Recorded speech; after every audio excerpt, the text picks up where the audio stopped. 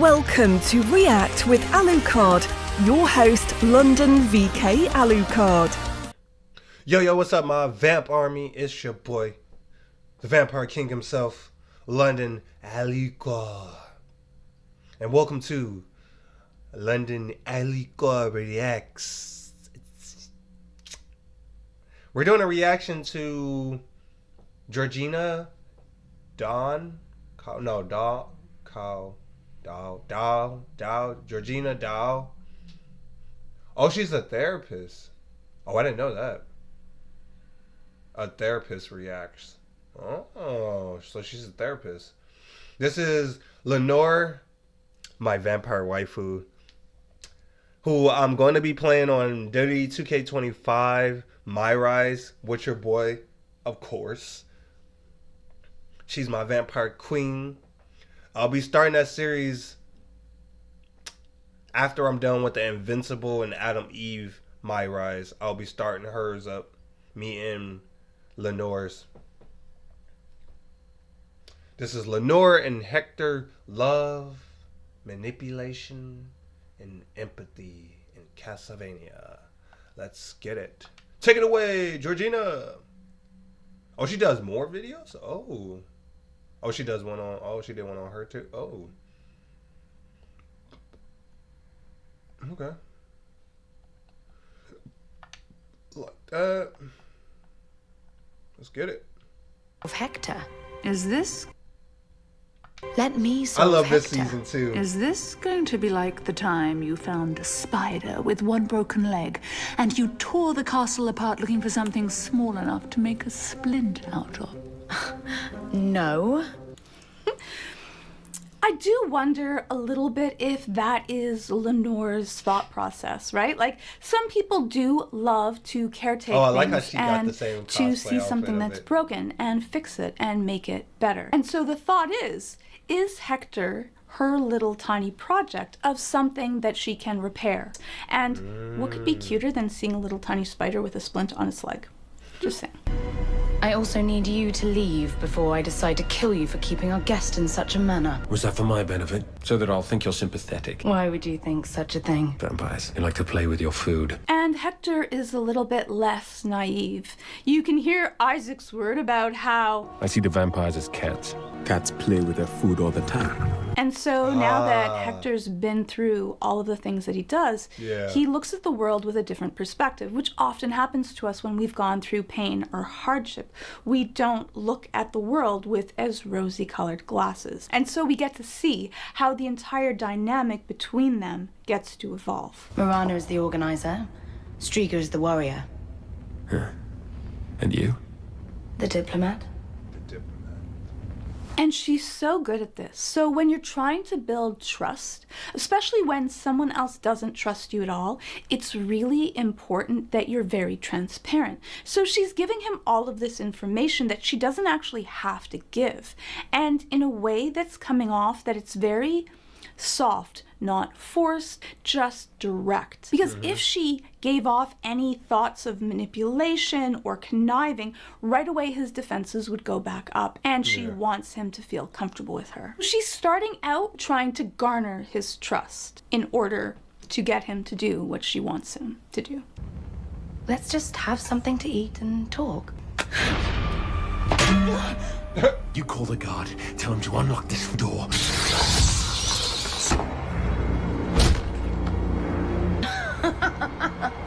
Well, wasn't that fun?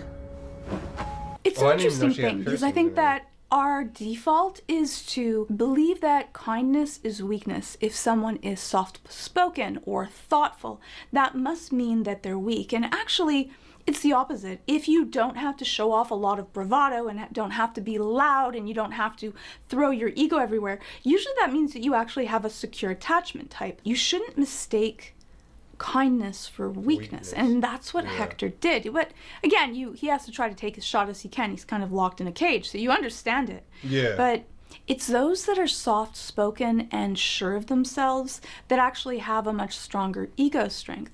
Those that give off a lot of bravado and have to give themselves compliments and act really aggressively, that's usually because they're feeling insecure in who they are themselves. People that are sure of themselves and have secure internal self-esteem, they don't have to step on others, they don't have to make fun of others, they don't have to put other people down, because they're sure of who they are and they're standing in the world. I'm only alive because Carmilla wants a forge master, aren't I? I'll answer your question. Yes, let's talk about what you would like. Shoes. Now think about My man being said alone, shoes. being mistreated, Hey, I'm right there and with him. I'm having like, I don't someone feel like show walking you on this even the ground ounce barefoot. of kindness.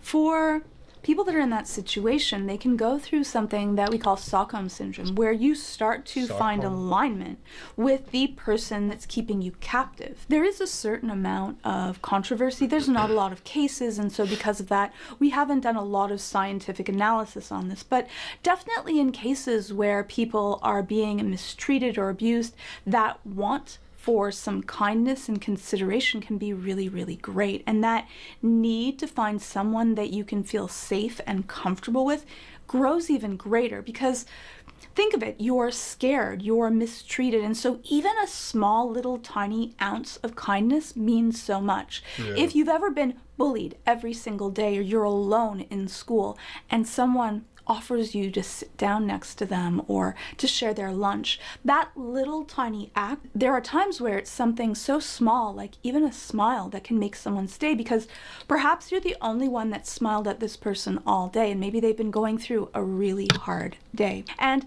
it means so much more because you have so little of it. A lot of it also is that appreciation. What was Dracula going to give you? I thought it was going to be a human population controlled and incarcerated. So he lied to you?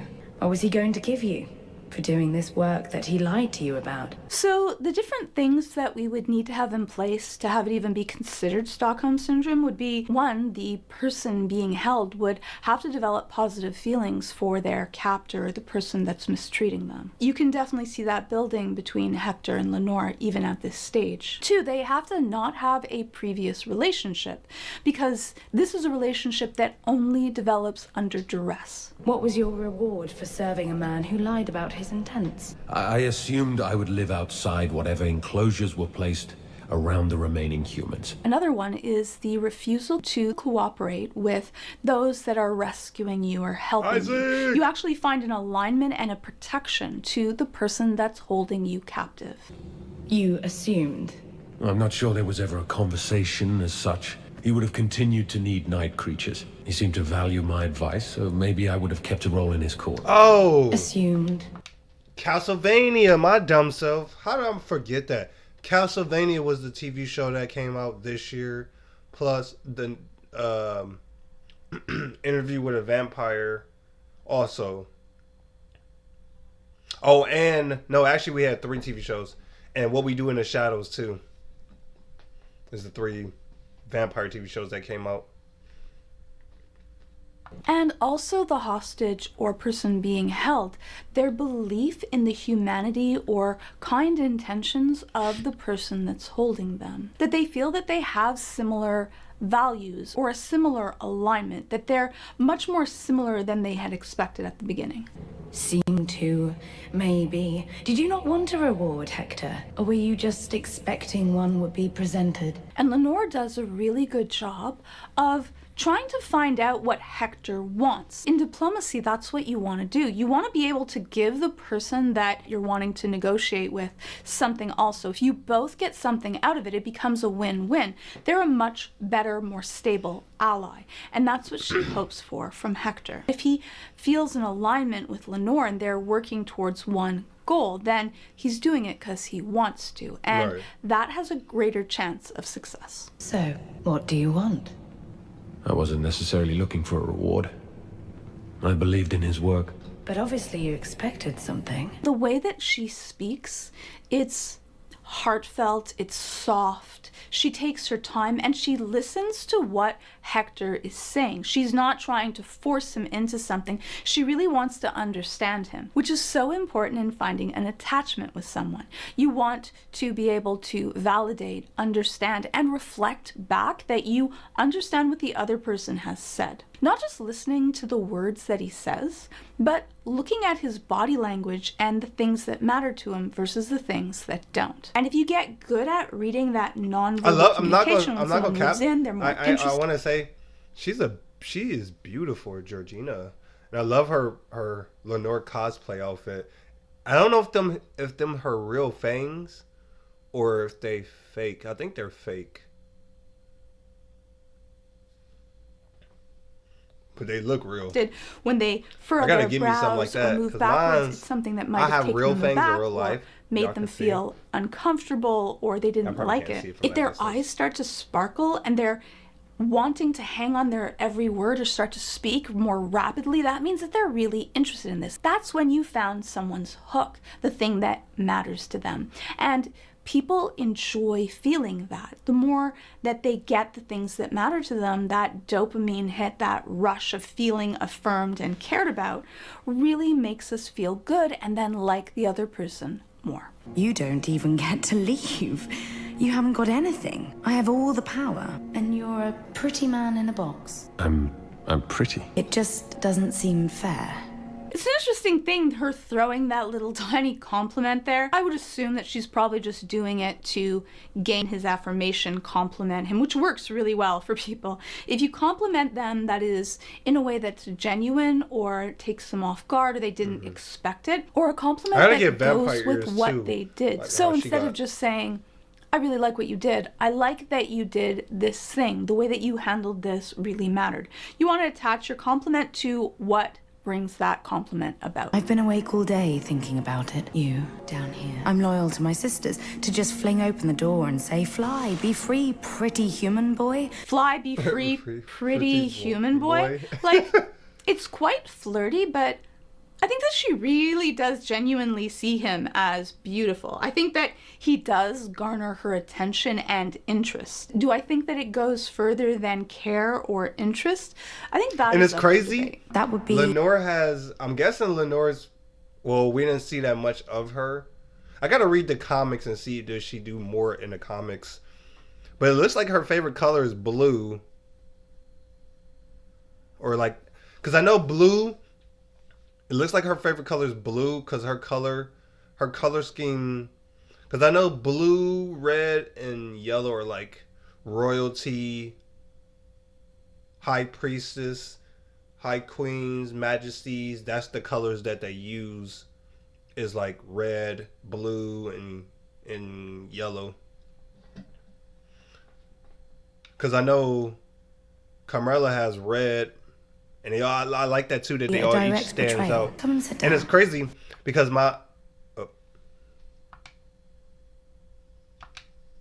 Oh, come on. What happened? I stopped the ad. Return the new salted caramel butterfingers. Salted caramel. Take that ad off. But I was going to say because that's crazy. Lenore has my color of my birthstone color. My birthstone color is sapphire.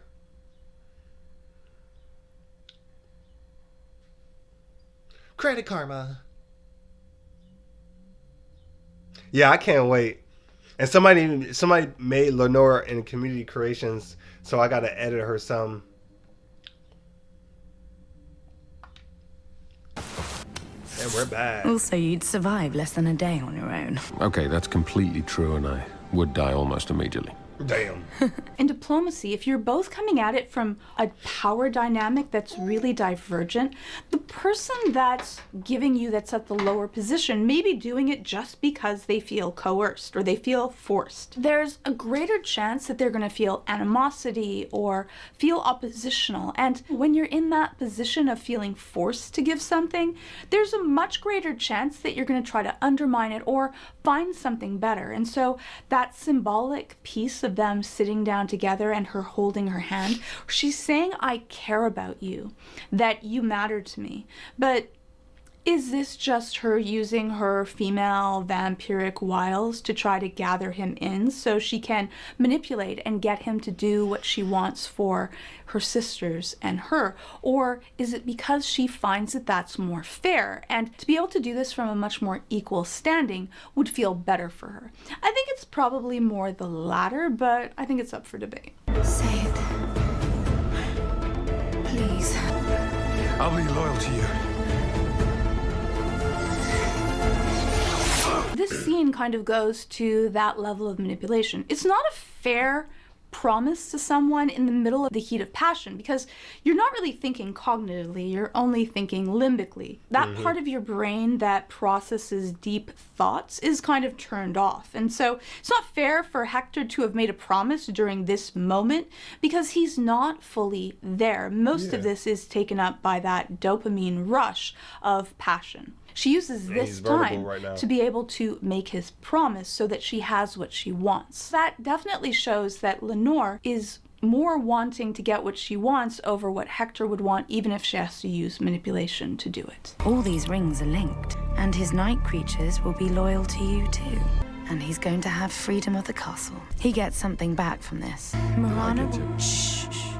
The real people are talking. Even though she cares for him, she does care for him more like a pet than she does like an equal. Human. Yeah. She hushes him like you would do to a child. And she talks about him in the third person, even though he's there. She does also care for him in a master to their pet kind of way. No. This way. She's caring, but I don't think that she's really loving towards Hector. I don't think that I think that she has an attachment to him. I think that he entertains her and gives her pleasure, but it's not that feeling of love and adoration in a way that would be equal. Would you like one? Come on. I think that for some people, they enjoy caretaking, fixing people, controlling people more than having an actual relationship, because that would be built upon trust and care and thinking about the other person's needs over your own. You tricked me and made me your slave. My life is over. Your life is saved, and I gave you what you always really needed. I made you into my pet. And it's interesting because for Hector, he also takes these creatures that have been neglected or damaged and fixes them and makes them into his pets. So it's kind of interesting that Lenore's higher on the food chain to doing the same thing that Hector does with other creatures. Both of them liking to take things that were discarded and broken and giving them another life underneath their guidance is kind of an interesting set of similar characteristics that they both share. Your special hammer. Would you stop? Like a flute with no holes for fingering. Would you stop? So when you blow it, nothing comes out?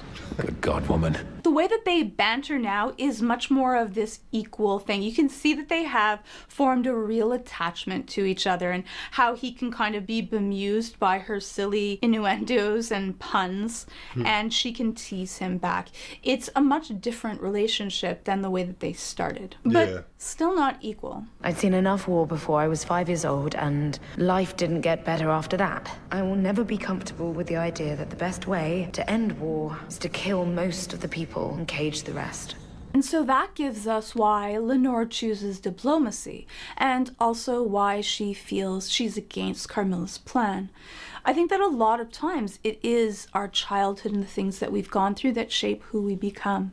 And so for her, seeing the horrors of war firsthand, she wants to be able to find a different way. And so that's why she's so much more gentler and kinder than her other sisters. She knows what happens when people use brutality to get what they want. Even if she sees them as beneath her, just like the little tiny spider with a cute little splint on its leg, she cares for those that are smaller or weaker, but still in a kind of manipulative, twisted way. She still does see herself on the hierarchy as higher on the food chain. And so because of that, you can do things to people that you wouldn't naturally do when you look down upon others. That's why it can be so dangerous, because a lot of times when we look at someone as less than or not deserving, then it's okay to do something wrong to them. Is this not one of Camilla's ruling council? If you're here to kill me, kill me.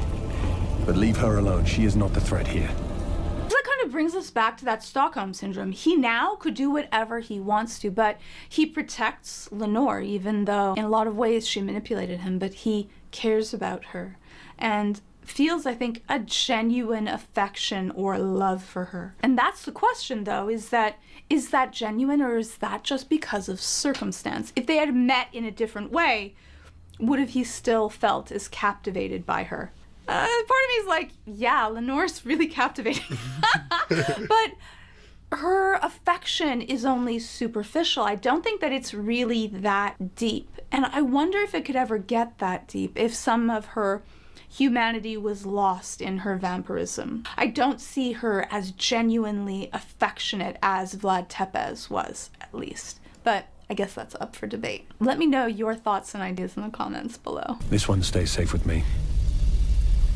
Camilla, on the other hand, should probably meet you. I tend to agree. Again, he is protecting her and wants to keep her safe. And that, similar to when she said, He's going to live just as well as we do, and he's going to have freedom of the castle. here Hector is saying that I'm going to be keeping Lenore with me. And so he definitely has found this very deep attachment. Now, attachment that's formed during trauma or hardship is often exceptionally strong, because all of that cortisol and fear makes us bond with people much stronger, especially those that will keep us safe, or we believe will keep us safe. It's hard to be able to parse what's genuine and what was more of a trauma bond between him and Lenore. I'm not going to sit in a cage, Hector. I'm sorry for everything you went through, but I refuse to exist like this. Be free, Lenore. What will you do?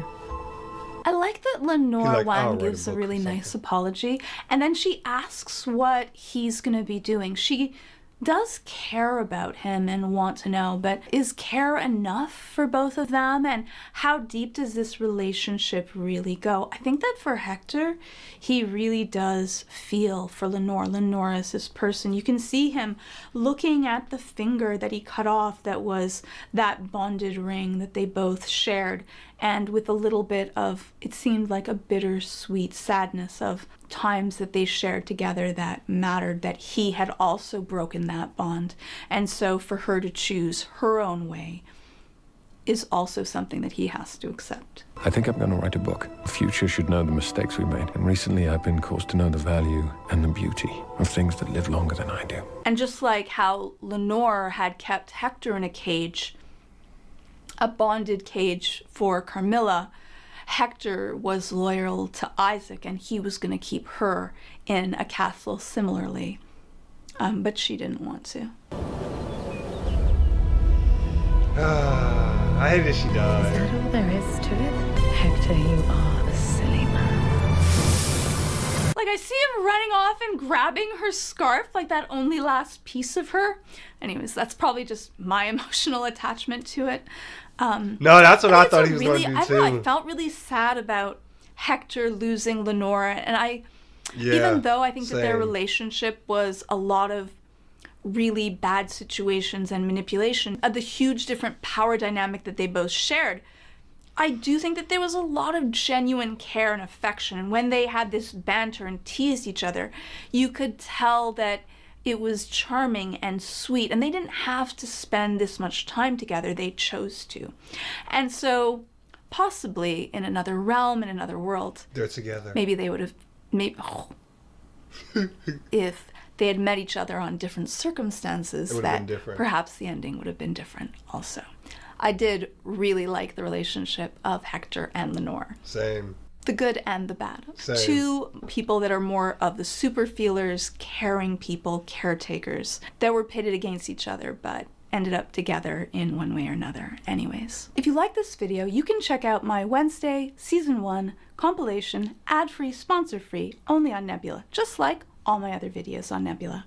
And that's the whole purpose of Nebula. It's a place where high-quality education creators can post early, post extended versions, also post videos that would never work on YouTube. Creators like Legal Eagle, Nando V Movies, AltShiftX, Medlife Crisis, and so many more. And I've been posting my compilation videos like Arcane, The Jinx Saga, Vox Machina Season 1 early on Nebula. And I also have a whole course on how to beat anxiety that is available only on Nebula classes. You can also get exclusive originals like Night of the Coconut, How I Adapted Lord of the Rings, That Time When, and so many more. Again, only on Nebula. And they're ad-free, sponsor-free. And if you sign up using the link below, you can support me directly and get both Nebula and Nebula classes for 40% off its annual plan, as little as $2.50 a month. And that's all early access, all extended versions, all kinds of courses on Nebula classes, all kinds of originals from amazing Nebula creators just by clicking on the link below. And clicking on that link really does help out this channel, so thank you. And so does watching my next playlist right here, where I go deeper into the psychology that drives us all. Give it a watch, and hopefully I'll see you in the next video. Oh, she did a lot of Castlevanias. Ooh, I'm definitely gonna be doing more of hers. Hey, I like how she did one for Powerplex. Hey, I gotta definitely do one for Powerplex. Okay, so them not real fangs, but damn, them look real. Yeah, I love the relationship between Hector and Lenore. I hate it ended so soon. This season, man, I'm not gonna spoil it, but ooh,